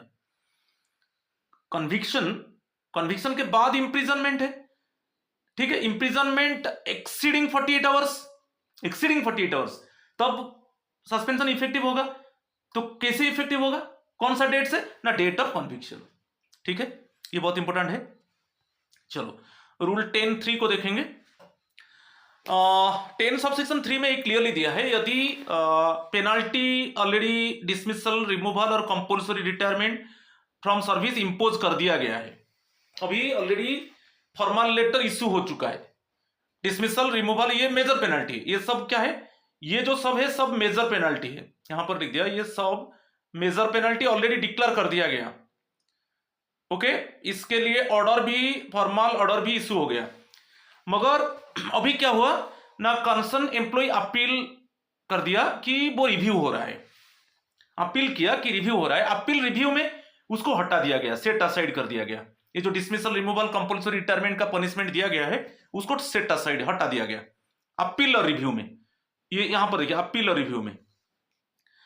Okay, for and the case is remitted for further inquiry और एक्शन, फर्दर इंक्वायरी के लिए फिर फर्दर इंक्वायरी होगा। अभी फॉर्मल ऑर्डर इश्यू हो गया, मगर वो कंसर्न एम्प्लॉय अपील कर दिया कि वो रिव्यू में चला गया, और अपील रिव्यू में उसको सेट असाइड कर दिया गया, और सेट असाइड करके फिर फर्दर इंक्वायरी होगा। तो इस केस में जो सस्पेंशन पीरियड है कब से इफेक्टिव होगा, आप बढ़िया चीज याद रखना है, जो ओरिजिनल ऑर्डर इश्यू हुआ था, देखिए मैं अंडरलाइन कर रहा हूं, जिस डेट में ओरिजिनल ऑर्डर इश्यू हुआ था, फॉर्मल ऑर्डर इश्यू हुआ था, रिमूवल, डिसमिसल और कंपल्सरी रिटायरमेंट ऑर्डर इश्यू हुआ था, उसी डेट से अभी सस्पेंशन पीरियड इफेक्टिव होगा, याद रखना है। क्लियर आ गया, ये बहुत इंपॉर्टेंट है। ऑर्डर पेनल्टी ऑर्डर इश्यू हो गया, मगर अपील रिव्यू में उसको हटा दिया गया, और फर्दर इंक्वायरी के लिए सपोज जजमेंट दे दिया गया कि फर्दर इंक्वायरी होगा। तो इस केस में तो सस्पेंशन पीरियड इफेक्टिव होगा। सस्पेंशन पीरियड कब से इफेक्टिव होगा? जिस डेट में original order related to the dismissal, removal और कंपल्सरी रिटायरमेंट के लिए मिला था, उसी ओरिजिनल ऑर्डर से जो जो ओरिजिनल ऑर्डर इश्यू हुआ था जिस डेट में, ओरिजिनल ऑर्डर इश्यू हुआ था जिस डेट में, उसी से सस्पेंशन ऑर्डर फिर इफेक्टिव होगा। ठीक है, ये बहुत इंपॉर्टेंट है। Clear? Enforce until further orders. अभी वो कंसर्न जो चार्ज ऑफिसर है उसका जो सस्पेंशन इफेक्टिव होगा कब से होगा ना, from the date of original order related to the dismissal, removal और कंपल्सरी रिटायरमेंट। हो गया 10(3). अभी 10(4) को चलेंगे। Rule 10 subsection 4। यहां पर वही है, जैसे पेनल्टी लग गया, पेनल्टी ऑफ डिसमिसल, रिमूवल और कंपल्सरी रिटायरमेंट, मगर उसको सेट असाइड कर दिया by court of law. Court of law उसको हटा दिया और फिर इंक्वायरी होगा। यहां पर कोर्ट ऑफ लॉ का केस है, वहां पर अपील रिव्यू का केस था। यहां पर क्या है, गवर्नमेंट सर्वेंट कोर्ट को चला गया, तो कोर्ट ऑफ लॉ ने क्या किया, उसको सेट असाइड कर दिया जो पेनल्टी लगा था, डिसमिसल, रिमूवल और कंपल्सरी रिटायरमेंट। और disciplinary authority on A consideration, ये जो सर्कमस्टेंस को देखकर फिर वो फर्दर इंक्वायरी करेगा, है कि नहीं? क्योंकि कोर्ट ऑफ लॉ उसको सेट असाइड कर दिया कि नहीं नहीं ये पेनल्टी नहीं लगेगा। तो अभी इसी सर्कमस्टेंस को देखकर डिसिप्लिनरी अथॉरिटी फिर फर्दर इंक्वायरी के लिए जाएगा। तो इस केस में जो सस्पेंशन, इट मींस कौन सा डेट से सस्पेंशन पीरियड इफेक्टिव होगा ना, जिस डेट में, वही है जिस डेट में ओरिजिनल ऑर्डर इश्यू हुआ था, जिस डेट में ओरिजिनल ऑर्डर इश्यू हुआ था related to the dismissal, removal और कंपल्सरी रिटायरमेंट, उसी डेट से हम मान लेंगे कि अभी गवर्नमेंट सर्वेंट का सस्पेंशन पीरियड इफेक्टिव होगा। ठीक है, मगर यहां पर एक फर्दर, यहां पर और एक चीज देखिए। सपोज कोर्ट असाइड कर दिया, मगर वहां पर provided that no such further inquiry shall be ordered unless it is intended to meet a situation where the court has passed an order purely on technical grounds without going into the merits of the case. Suppose वहां पर क्या है, court जो order pass कर दिया purely on technical grounds, कोई merits को, वो केस को डिटेल्स रीड नहीं किया, पेरियूज नहीं किया, मगर ऐसे कोर्ट ऑर्डर दिया कि वो ये जो पेनल्टी लगा है ना, मेजर पेनल्टी, डिसमिसल, रिमूवल और कंपल्सरी रिटायरमेंट, इसको सेट असाइड कर दिया जाए। वो टेक्निकल ग्राउंड्स में कुछ ऐसा ज्यादा इट मींस एग्जामाइन नहीं किया और कोर्ट ऑर्डर इश्यू कर दिया कि उसको सेट असाइड कर दिया जाए जो पेनल्टी लगा है, major penalty, dismissal, removal, compulsory retirement. Okay, उस केस में होगा, अदरवाइज फर्दर इंक्वायरी नहीं होगा। सपोज कोर्ट ऑर्डर देता है नहीं, फर्दर इंक्वायरी नहीं होगा, उसको हटा दिया जाए, तो समझ में आ रहा है कि नहीं? तो उस केस में क्या होगा, फर्दर इंक्वायरी नहीं होगा। मगर ऐसे कुछ टेक्निकल ग्राउंड्स में कोर्ट क्या क्या पूरा उसको पेरियूज नहीं किया और पेनल्टी को सेट असाइड कर दिया, तो वहां पर फर्दर इंक्वायरी होगा। ठीक है, कंटिन्यूड सस्पेंशन के ऊपर देखेंगे, ये भी बहुत इंपॉर्टेंट है। रूल 10 सबसेक्शन 5, ये जो सबसेक्शन है ना, बहुत इंपॉर्टेंट है। कंटिन्यूड क्या है, ऑर्डर ऑफ सस्पेंशन मेड और deemed to have been made under this rule shall continue to remain in force. तो इसको मॉडिफाई और रिवोक कौन कर सकता है? वही authority, competent authority. Competent authority कौन है? Appointing authority. कॉम्पिटेंट अथॉरिटी कौन है? Disciplinary authority. कॉम्पिटेंट अथॉरिटी कौन है? जो officer who is in higher rank than the appointing authority, वो मॉडिफाई और जो सस्पेंड किया है, दोज अथॉरिटीज हैव सस्पेंडेड ना, the authority who has suspended, वही वो मॉडिफाइड अथॉरिटी होगा, वही रिवोक अथॉरिटी होगा। तो जब तक वो मॉडिफाइड नहीं हुआ, कि रिवोक नहीं हुआ, तब तक वो सस्पेंशन पीरियड कंटिन्यू होगा। फर्स्ट हो गया। बिट बी में क्या है, इसमें थोड़ा हम देख लेंगे, बहुत इंपॉर्टेंट है। सपोज एक यहां पर दे दिया, गवर्नमेंट सर्वेंट इज सस्पेंडेड और is deemed to have been suspended. Suppose एक अभी सस्पेंशन में है, अभी गवर्नमेंट सर्वेंट सस्पेंशन में है, ऐसा और कोई डिसिप्लिनरी प्रोसीडिंग आ गया, अनदर डिसिप्लिनरी प्रोसीडिंग आ गया, ओके, अनदर मैटर में फिर इट मींस सेम एम्प्लॉय को सस्पेंशन किया जाएगा। एक में तो सस्पेंशन है और एक मैटर में उसके ऊपर डिसिप्लिनरी प्रोसीडिंग इनिशिएट होगा। तो ये क्या है, एक में तो सस्पेंशन है, पीरियड चल रहा है, और एक मैटर आ गया जिसमें डिसिप्लिनरी प्रोसीडिंग इनिशिएट होगा मींस तो फिर सस्पेंशन का बात उठेगा। तो ये जब बात आता है यहां पर आपको याद रखना है ये सस्पेंशन पीरियड कंटिन्यू चलेगा until the termination of all or any of such proceedings. Government servants will continue to be under suspension until the termination of all or any of such proceedings.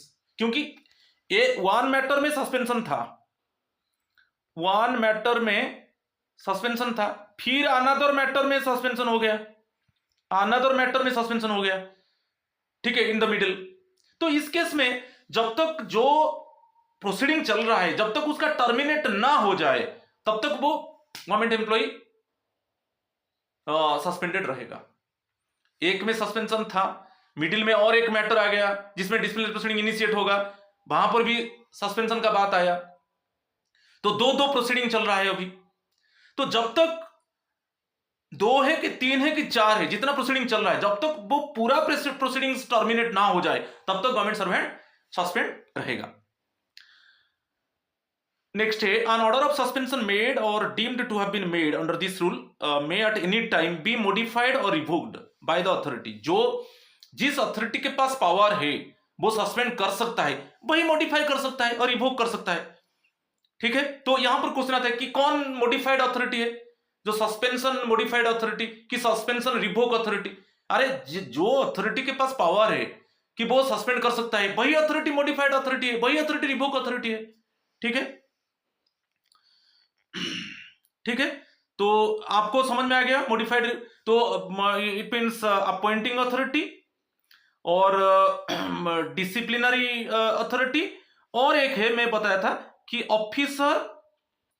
Officer higher rank than the appointing authority. तो इनके पास power है, यही तो suspending authority है, तो वही modified और revoke authority है। अपॉइंटिंग अथॉरिटी है, डिसिप्लिनरी अथॉरिटी है, और officer who is in higher rank than the appointing authority, वही मॉडिफाइड अथॉरिटी और रिवोक अथॉरिटी है। वो सस्पेंशन को रिवोक कर सकते हैं और सस्पेंशन को मॉडिफाई कर सकते हैं।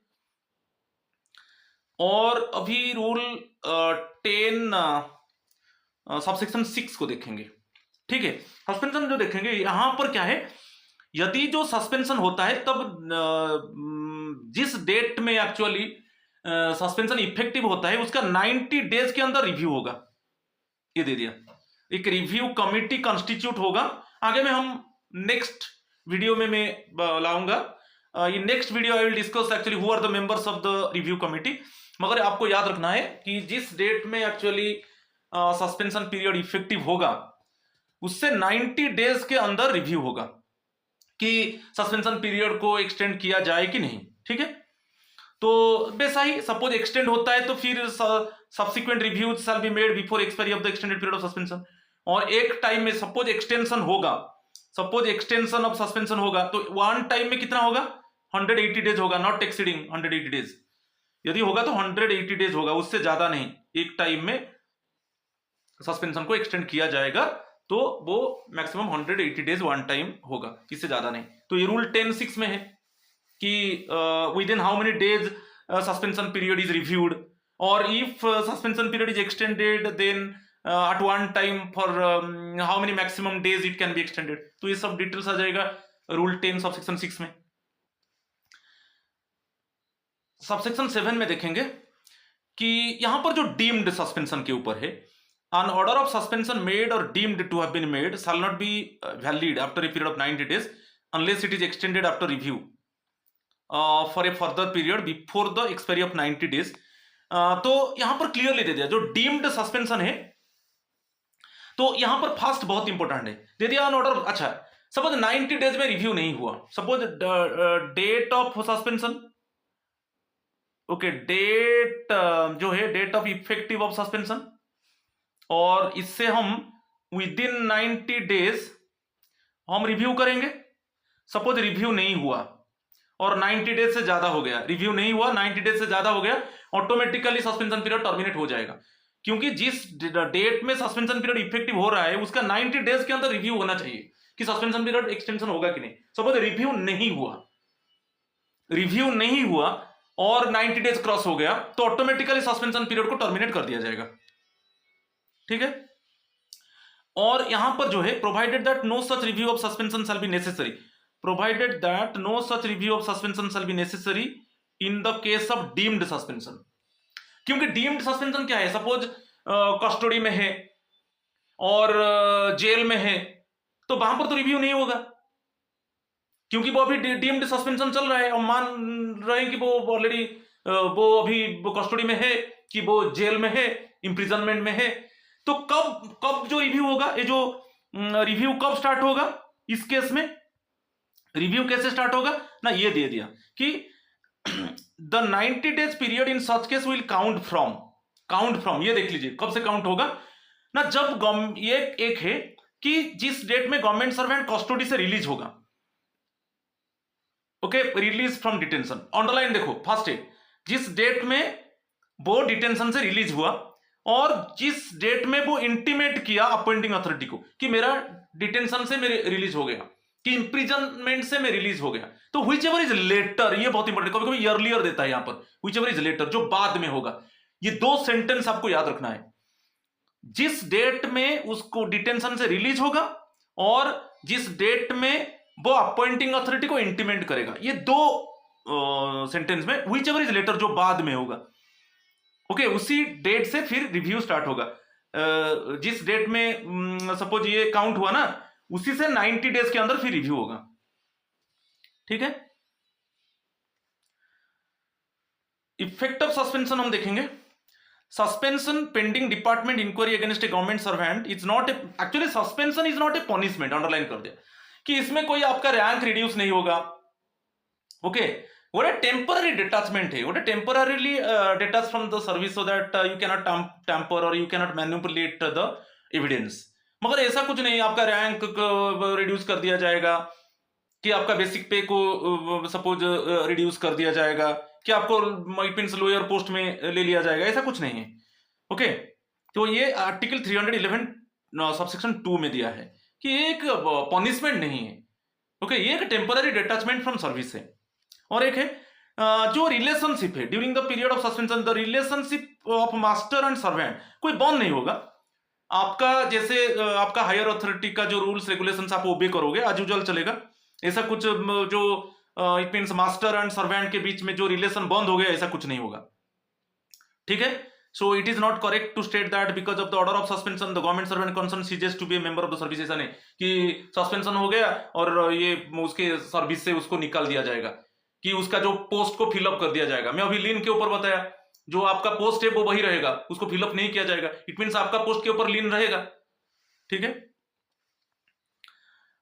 ही continues to remain bound to follow, जैसे एज यूजुअल, जैसे आपका हायर अथॉरिटी को आप फॉलो करना है कि उस ओबे करना है, वैसे करोगे, इसमें कोई नहीं, मास्टर और सर्वेंट के बीच में जो रिलेशन जैसा रहेगा वैसा ही रहेगा, इसमें कोई ये नहीं रहेगा कि नहीं अभी सस्पेंशन हो गया और जो मास्टर सर्वेंट जैसा है वो रिलेशन बंद हो जाएगा, ऐसा कुछ नहीं। और यहां पर लीन के ऊपर मैं बताया कि जो लीन है, आपको सस्पेंड कर देने के बाद आपका जो परमानेंट पोस्ट वही रहेगा, आपका परमानेंट पोस्ट को फिलअप नहीं कर दिया जाएगा, क्योंकि ये सस्पेंड हो गया और उसका पोस्ट को फिलअप कर दिया जाएगा, ऐसा कुछ नहीं, आपका वही पोस्ट रहेगा, क्योंकि टेम्पररी पीरियड के लिए you set aside from your it means normal work, ठीक है, मगर परमानेंट पोस्ट के ऊपर लियन रहेगा, कोई प्रॉब्लम नहीं, ठीक है। रैंक है ये, रैंक, ओके, रैंक, ये थोड़ा गलत हो गया, rank. Next, when suspension should not be rejected to, किस केस में इट मींस कंसर्न एम्प्लॉय को सस्पेंड नहीं किया जाएगा, पेटी ऑफेंसेस, कोई ऐसा पेटी ऑफेंसेस कोई मोरालिटी अनरिलेटेड टू, कोई मोरालिटी के साथ रिलेशन नहीं है, कुछ ऑफिशियल ड्यूटीज के साथ रिलेट नहीं कर रहा है, तो इस केस में कंसर्न एम्प्लॉय को सस्पेंड नहीं किया जाएगा। ऐसा कुछ पेटी ऑफेंस है जो मोरालिटी को अफेक्ट नहीं कर रहा है, कि ऑफिशियल ड्यूटीज को अफेक्ट नहीं कर रहा है। और नेक्स्ट है व्हेनेवर ए गवर्नमेंट सर्वेंट, अच्छा, एब्सेंट होने से, रिमेन एब्सेंट फ्रॉम ड्यूटी और ओवरस्टेज लीव, अब बोलते हैं कि अनऑथराइज जैसे एब्सेंट हो गया, कि जितना दिन छुट्टी लिया था ज्यादा दिन रह गया, इस केस में उसको सस्पेंड नहीं किया जाएगा, वो पीरियड को डाइज नॉन डिक्लेयर कर दिया जाएगा, इसमें सस्पेंड नहीं किया जाएगा, उसको डाइज नॉन कर दिया जाएगा, क्योंकि अनऑथराइज लीव, वो अनऑथराइज एब्सेंस हो रहा है, कि जो जितना दिन छुट्टी लिया था उससे ज्यादा दिन रह गया, ओवरस्टेज लीव, इस केस में वो पीरियड को डाइज नॉन कर दिया जाएगा, मगर वो हम नहीं मानेंगे कि वो इस केस में कंसर्न एम्प्लॉय को सस्पेंड कर दिया जाएगा, ठीक है। चलो नेक्स्ट, अच्छा डिसअपियर का बात आ गया। ऑफिशियल अंडर सस्पेंशन डिसअपियर्स में बताया था, यदि जिसके ऊपर डिसिप्लिनरी प्रोसीडिंग चल रहा है और वो सस्पेंडेड है, कंसर्न एम्प्लॉई, उसके ऊपर डिसिप्लिनरी प्रोसीडिंग चल रहा है और वो डिसअपियर हो गया, अब्सकॉन्ड हो गया, और उसका जो एड्रेस है उसमें कोई कांटेक्ट नहीं है, तो इस केस में उसका सस्पेंशन को लिफ्ट कर दिया जाएगा, हटा दिया जाएगा, और जो प्रोसीडिंग चलेगा वो रिमूवल के लिए प्रोसीडिंग चलेगा। इसको मैं बताया था अभी, ठीक है। उसका सस्पेंशन को हटा दिया जाएगा, the suspension order should be lifted and proceedings initiated for his removal in absentia. जो रिमूवल प्रोसीडिंग चलेगा, कभी कभी डिसमिसल की कंपल्सरी रिटायरमेंट नहीं, जो प्रोसीडिंग चलेगा वो उसको रिमूवल के लिए चलेगा, ठीक है। लीगल पोजीशन में article 311 of the constitution is not applicable to an order of suspension nor any rules provides that. हाँ, यहां पर क्या है, लीगल पोजीशन में उसको कोई अपॉर्चुनिटी नहीं दिया जाएगा। प्राइमा फेसी एविडेंस में ये मिला कि कुछ एविडेंस मिला कि जो चार्ज ऑफिसर है, जो चार्ज ऑफिसर के ऊपर जो चार्ज लगा वो कुछ मात्रा में ट्रू है और इसके लिए डिसिप्लिनरी प्रोसीडिंग चलेगा, तो इस केस में उसको कोई अपॉर्चुनिटी नहीं दिया जाएगा कि वो को एक्सप्लेन करेगा, ओके, कुछ सर्कमस्टांसेस को एक्सप्लेन करेगा, ऐसा it means the opportunity is not given to the concern officer to explain the circumstances, okay, ऐसा कुछ नहीं है। आर्टिकल 311 को यहां पर आप एप्लीकेबल नहीं होगा, क्योंकि आर्टिकल 311 बोल रहा है कि अपॉर्चुनिटी मिलना चाहिए कि वो सर्कमस्टांस को एक्सप्लेन करेगा, मगर यहां पर लीगल पोजीशन ये बोल रहा है कि आर्टिकल 311 एप्लीकेबल नहीं होगा, कि ऐसा कुछ रूल्स नहीं है कि जो चार्ज ऑफिसर है उसको मौका दिया जाएगा कि तुझे एक्सप्लेन करना है किस क्या सर्कमस्टांस था, क्या इट मींस किस वजह से, इट मींस क्यों आपको सस्पेंड नहीं किया जाएगा, ऐसा कुछ नहीं। तो क्या है कि यहां पर कुछ अपॉर्चुनिटी नहीं दिया जाएगा, ठीक है। Date of effect of suspension, अच्छा, रेट्रोस्पेक्टिवली नहीं होगा। सपोज डेट आज इशू हो रहा है, आज का डेट से, आज इशू हो रहा है मींस फॉर्मल ऑर्डर सस्पेंशन का, तो आज का डेट से सस्पेंशन ऑर्डर इफेक्टिव होगा, नहीं तो कोई सब्सिक्वेंट डेट होगा, सर्कमस्टांस को देखकर आगे, सपोज आगे में कोई डेट से उसको सस्पेंड कर दिया जाएगा, मगर नॉट रेट्रोस्पेक्टिवली, कोई पास्ट डेट से उसको सस्पेंड नहीं किया जाएगा। आज फॉर्मल ऑर्डर इशू हो रहा है, आज का डेट से सस्पेंशन ऑर्डर इफेक्टिव होगा, नहीं तो कोई फ्यूचर डेट होगा। ऐसा कोई आज का ऑर्डर इशू हो रहा है, कोई पास्ट डेट से सस्पेंशन ऑर्डर इफेक्टिव होगा, ऐसा नहीं।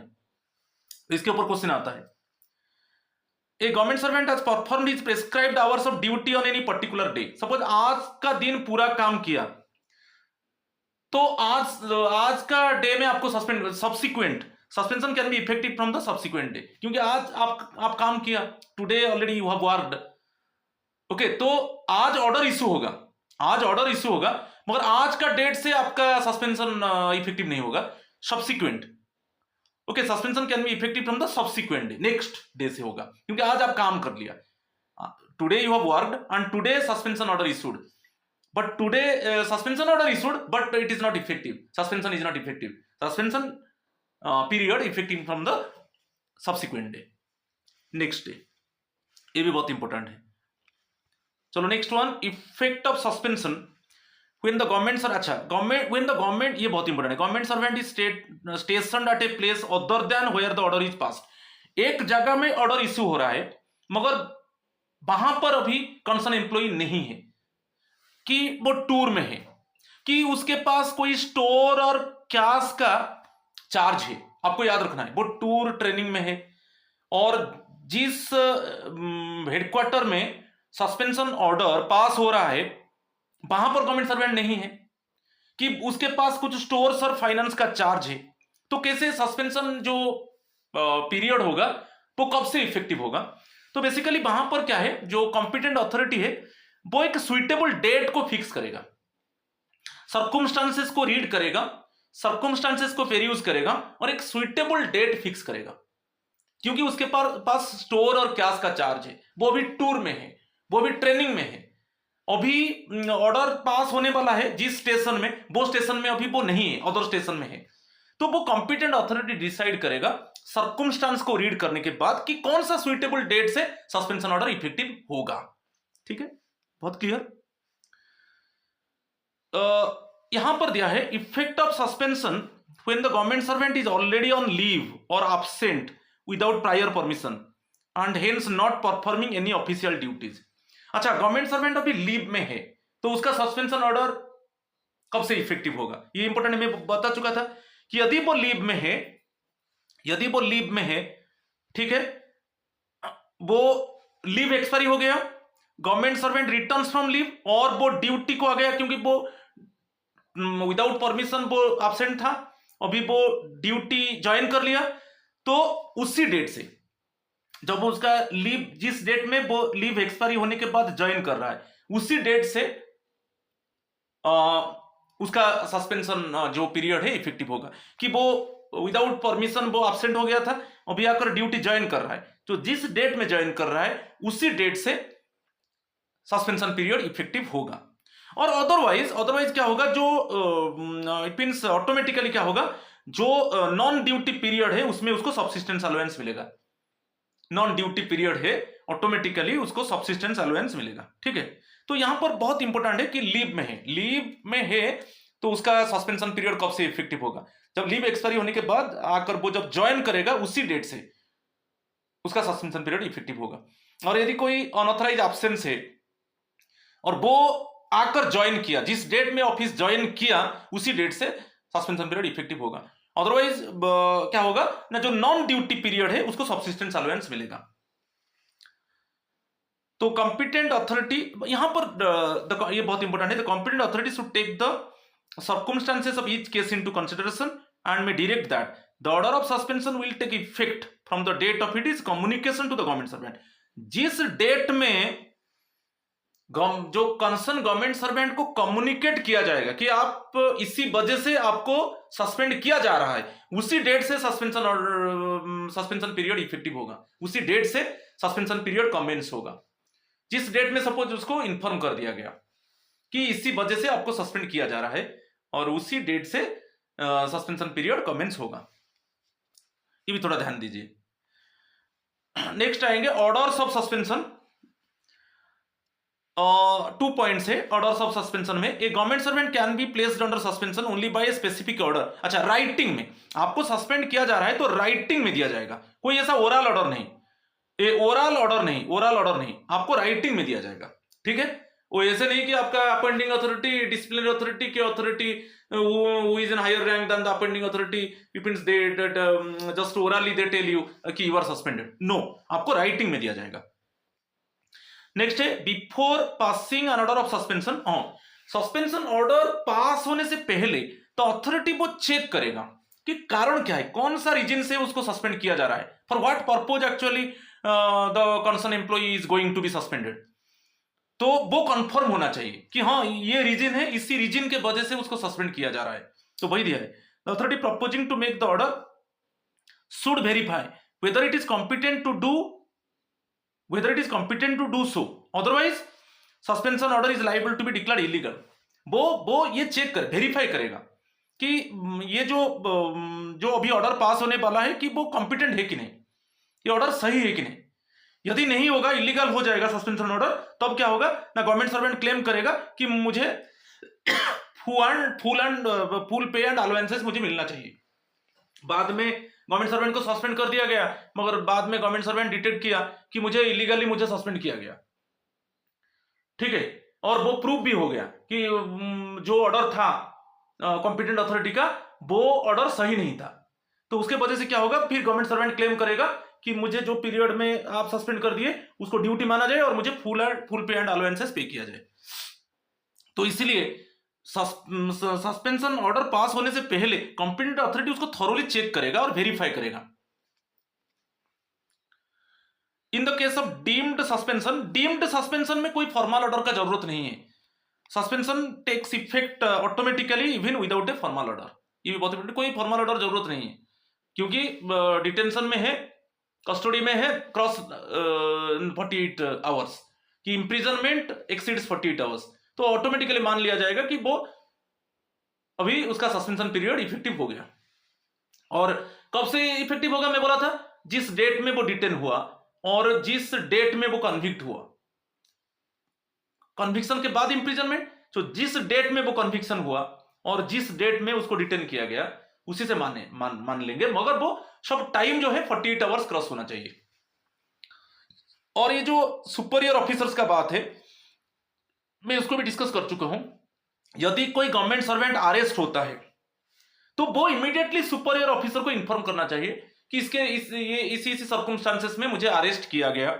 यदि वो छुपा देता है, उसको यहां पर दे दिया failure to reveal the it means arrest, suppose वो नहीं दिया वो इंफॉर्मेशन, ठीक है, वो अरेस्ट हुआ मगर वो इंफॉर्मेशन को वो हाइड कर दिया, उसका सुपरियर ऑफिशियल सुपरियर को वो नहीं बताया, तो इस केस में ओनली इसके लिए डिसिप्लिनरी एक्शन उसके ऊपर इनिशिएट होगा।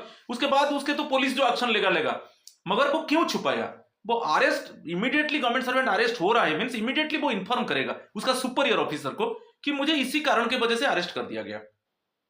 यदि वो उसको हाइडिंग कर देता है तो उसके ऊपर क्या होगा ना, डिसिप्लिनरी एक्शन इनिशिएट होगा, राइट, इसी कारण की वजह से। तो ये पूरा डिस्कस में किया।